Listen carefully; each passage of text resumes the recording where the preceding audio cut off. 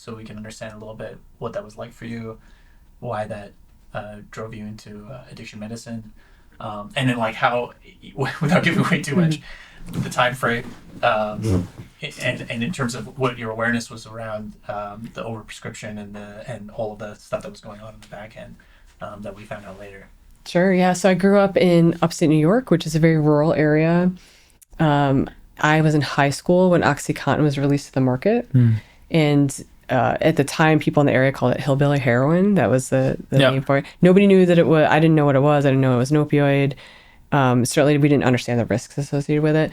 But it was a time in my life, and I remember this really vividly, that I knew that, the end of high school was coming, and just wondering, where am I going to go with my life, and where are these other people going to go, and are we going to still be friends? Will we know each other?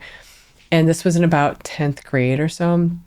And by the end of high school, many of those individuals had developed severe dependencies and addictions to OxyContin. And it really fundamentally changed their trajectories and their futures.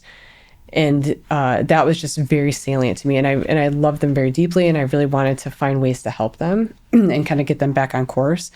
And so I was very interested in how drugs work as a result, and went to an undergraduate school where I took a class in psychopharmacology. And then it just all clicked that you could actually engage in this in a scientific, empirical way.